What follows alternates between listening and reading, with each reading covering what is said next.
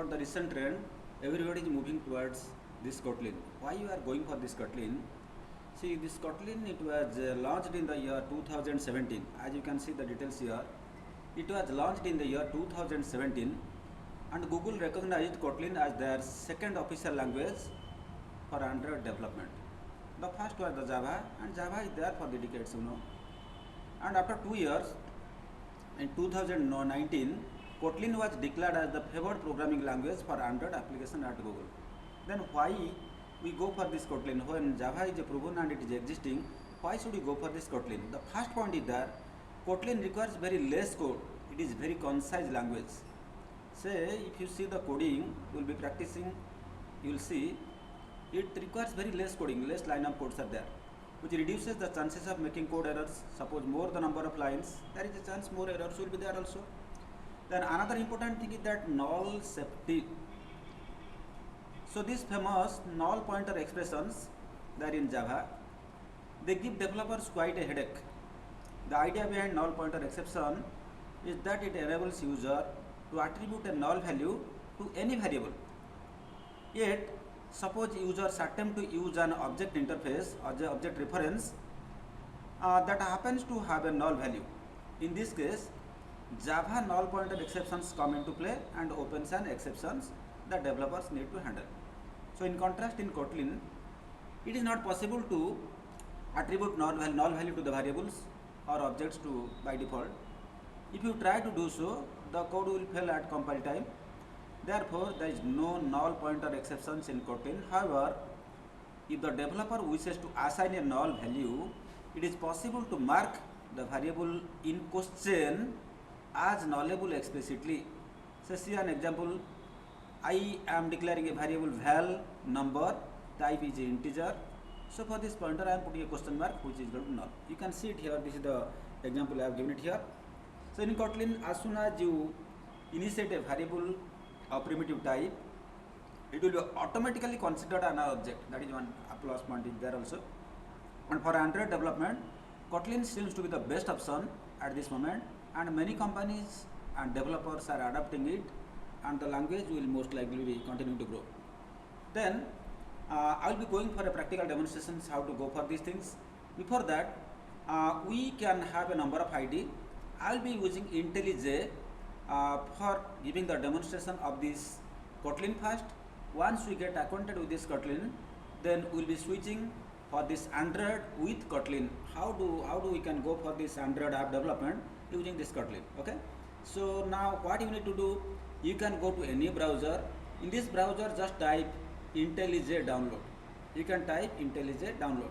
Once you type this IntelliJ download in the browser, then you can see the first option it will come, download IntelliJ IDEA and the capable and ergonomic Java ID. So just you download this one.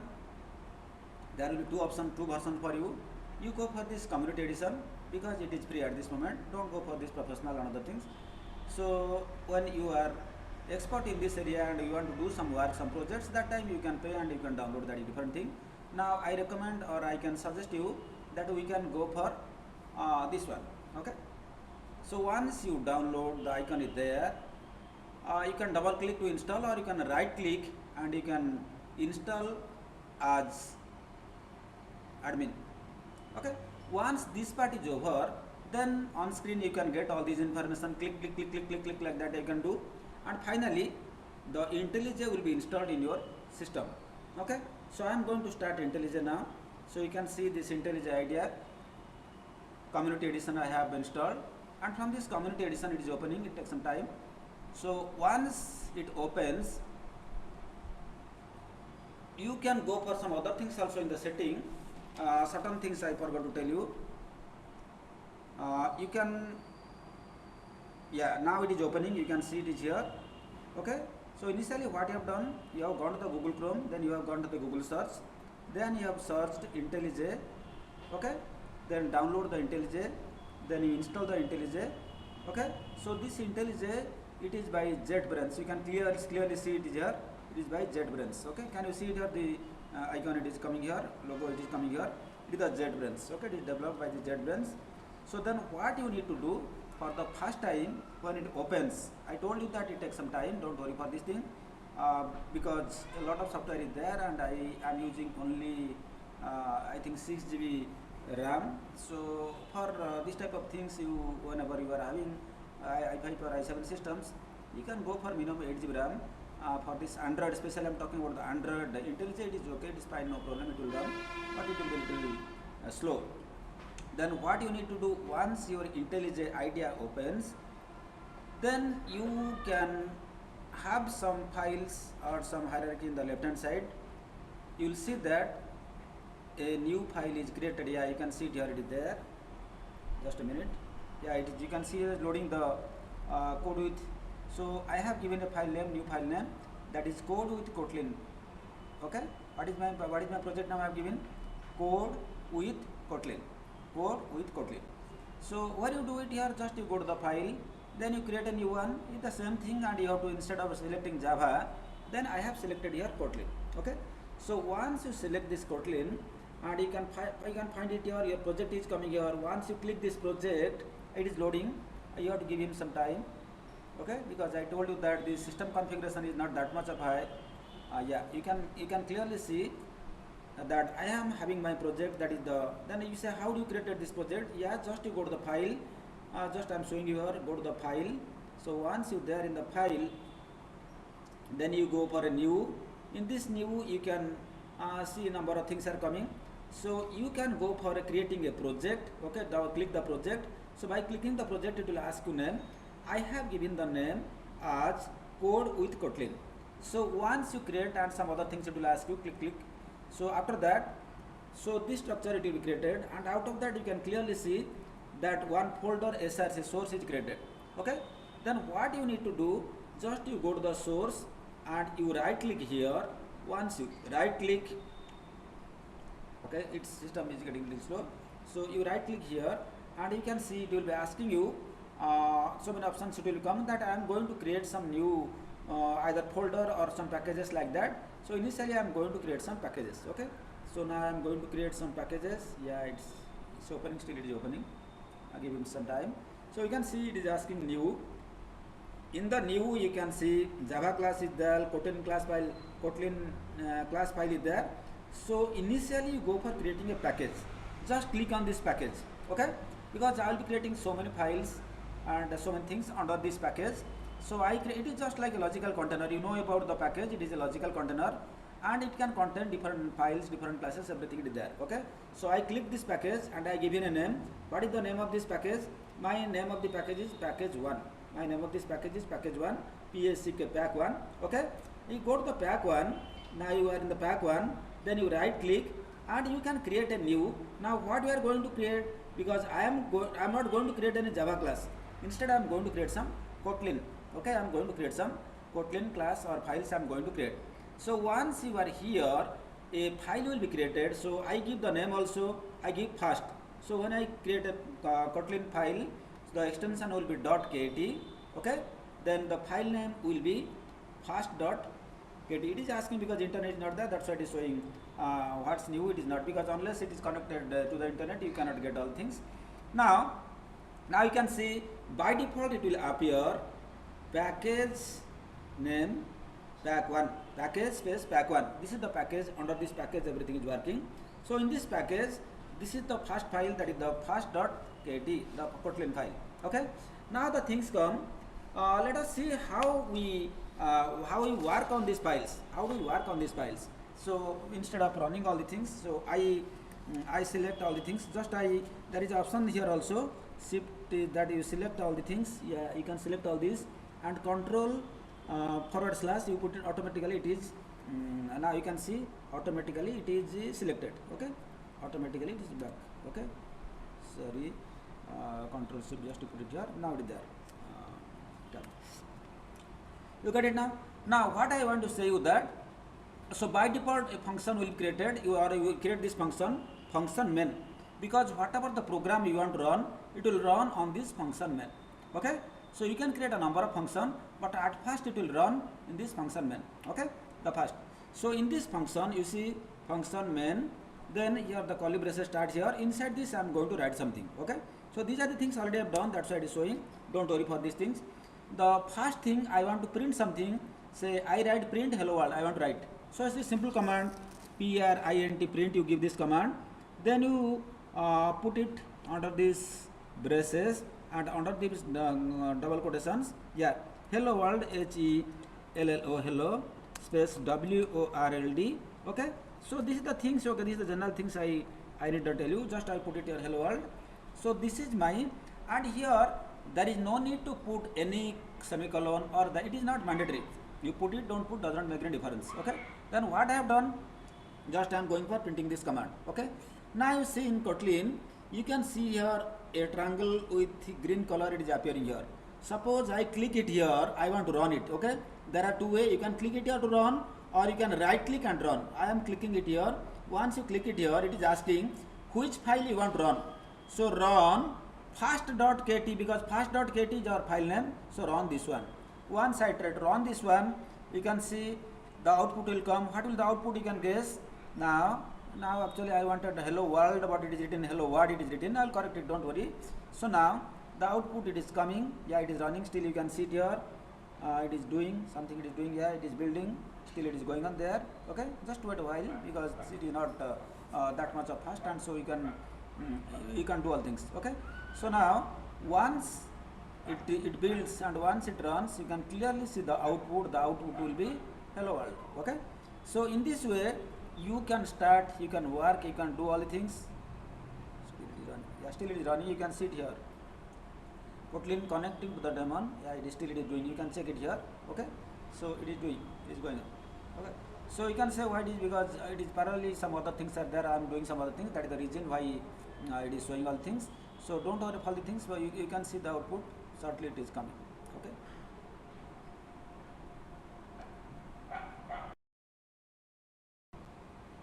You can clearly see the program has run and it is coming up, because first time it is coming, it will it is little delayed. Well, just I correct it here, and again I run this one. So now you can clearly see the output is coming hello world. Okay. So in this way you can write number of programs and you can run it here. Then the next question comes, how do we go for declaring the variables here, and how can do all the things. Okay. So there are two ways we can declare variable. One is we can use the word var, then we can write what is the variable name, and after that with a colon we separate with the data type, that is int or string or all like that, and here I will be capital. Then we can assign, there are assign operator equal to there you can assign what is the value for this things. Okay. So we can do in this way, and we immediately, yeah, it is still running. Yeah, it has the output, you can clearly see it here. Now what I do, what is this field, this one, then I put it control this one. It is, you know how to comment, how to uncomment. You can make the shortcut control / that is for commenting. Suppose you want to collect a group of things, then what you need to select the things what you want to do, then you please press control / automatically it is selected, and to select and again you uncomment, also it will be uncommented. Okay. But if you want to do the multiple lines, select everything, control shift and / what is the things you want to do, control shift +/ with that also you can do. Now I am going to declare some variable and show you all the things here. Now I declare a variable I say suppose I say variable, say I can say x, variable I declare x, variable x, and the data type I see it is integer int, and I put it here which is equal to 10. That means the variable x, I created a variable, name is x and the data type integer, and I assign 10.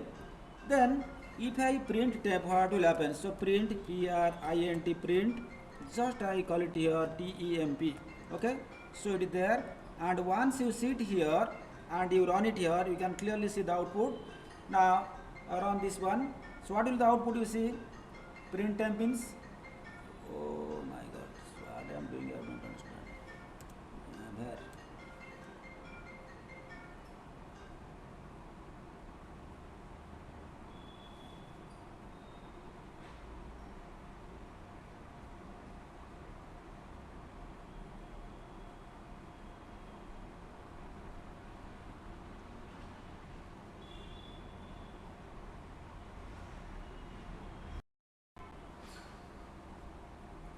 Yeah, you can clearly see when I have declared a variable x and the data variable space x colon, the data type is integer capital int. You can see it here I have divider and I assign value is equal to 10. When I print x and I call this one and I run this program, you can see the output it is coming 10. Okay.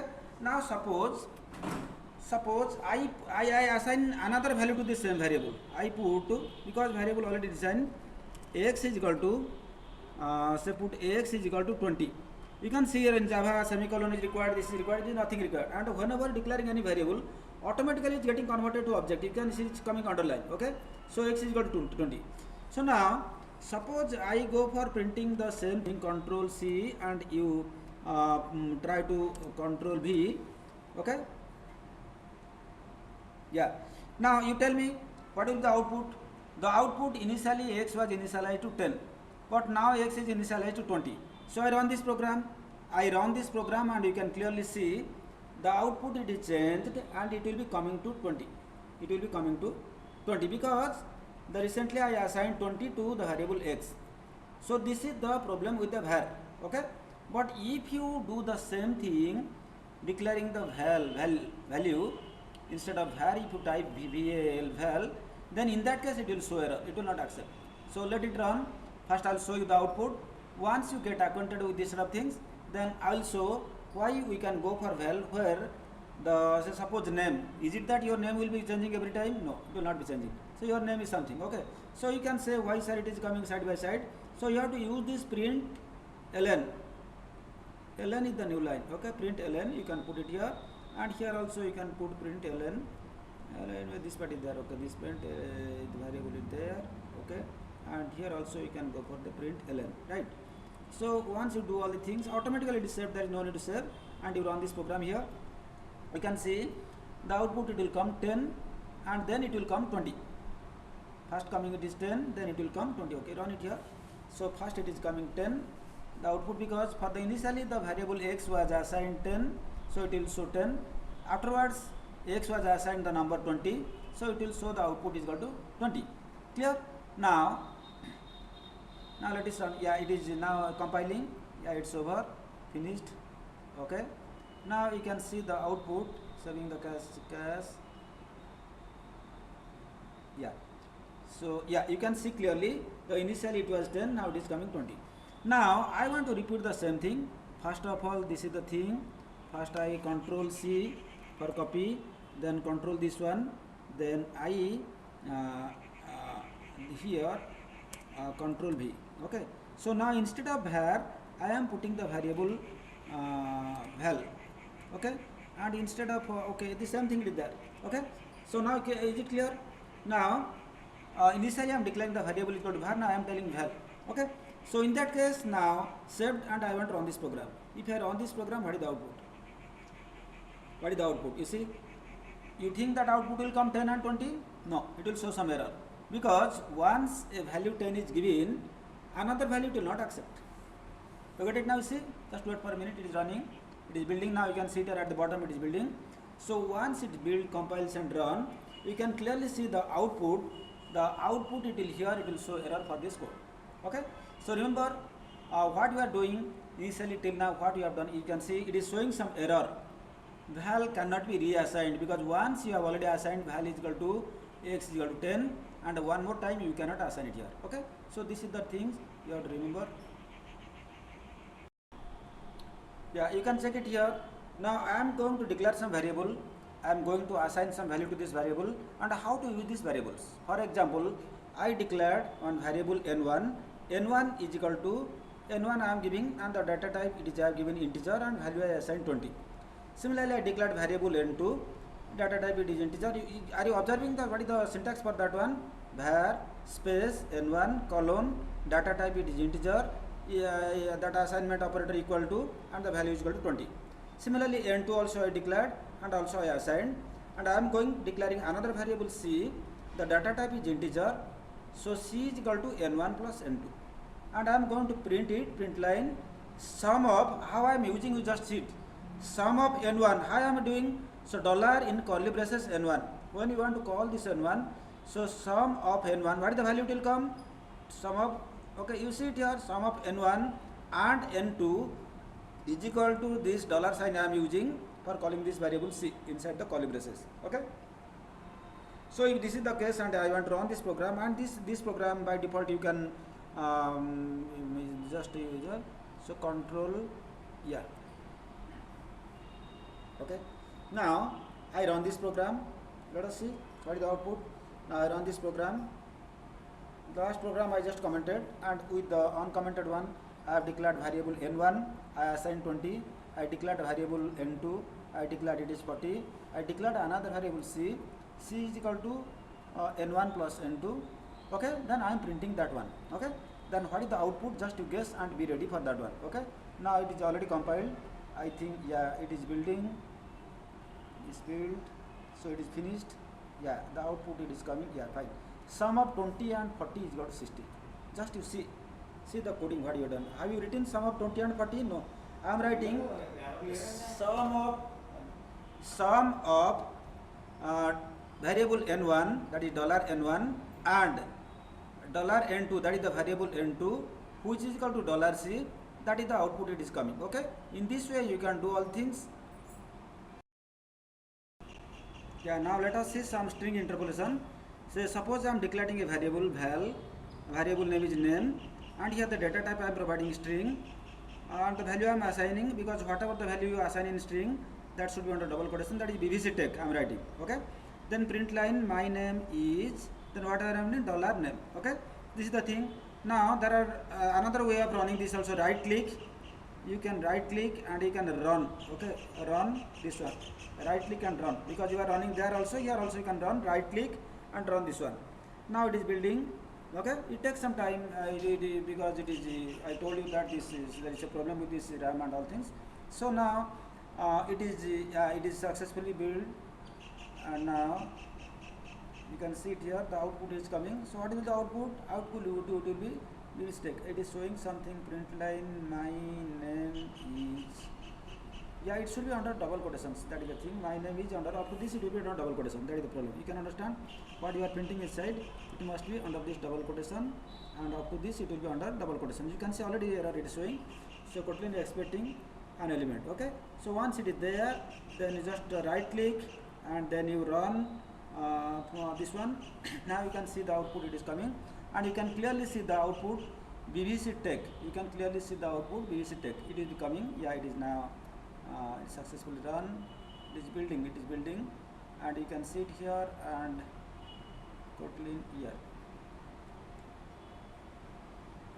Just to observe it here. The successful run. Okay. Now you can see the output. My name is BBC Tech. You get it now? Are you getting the output here? Can you see it here? So in this way, you can do all things. Now you got idea about how to write some program, how to run, how to declare variables, the different type of variables, and how to see. It is not only that. So suppose you want to declare something Boolean. So variable, so gender. That is, I am putting it something like that Boolean. So instead of int, you have to write bool. Okay, Boolean. B capital, I capital, string S capital. Okay. Then you assign it can be true or false, something like that. So while you are writing true and false, T must be lowercase. Don't write the uppercase here. True is lowercase and false is also, F is also lowercase. So these are things you have to remember. The remaining thing, everything you can do it here.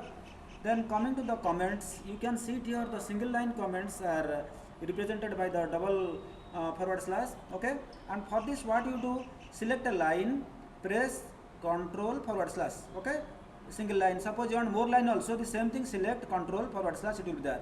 But if you want to make it a multi-line comment, in that case what you have to do, select all the things, then press control shift and forward slash. Okay, or you can do forward slash star, everything what you want to keep it inside, at the end put a star and forward slash, like this. I'll show you all things. So suppose I want to put all the things under this thing, you can put it like this, slash, then you can have a star sign here, and up to this you can have again a star sign here, and you can have the forward slash. That means up to this it is multiple lines at a time. There is no need to do it here one by one.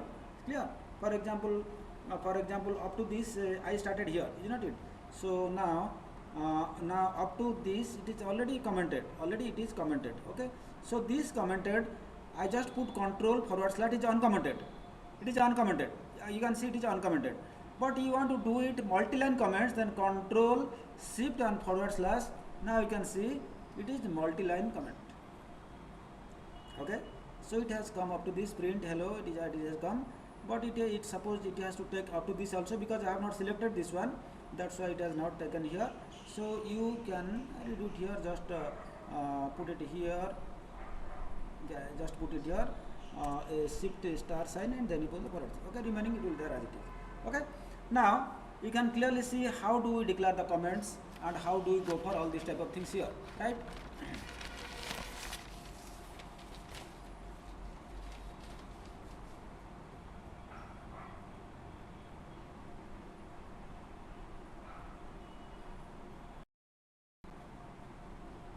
So okay friends, in this video we covered about how to install this Kotlin and how to work with this Kotlin and how to go for the first I think the running the program, then what are the different type of variables and how to declare the variables, how to assign and all things. If you like this video, please do share, and also don't forget to subscribe it, also share with your friends. Thank you for watching this. In our next video part 2, I'll be showing all the details about the different type of data type and the arrays, and we'll be covering all things in details. Thank you for watching this video.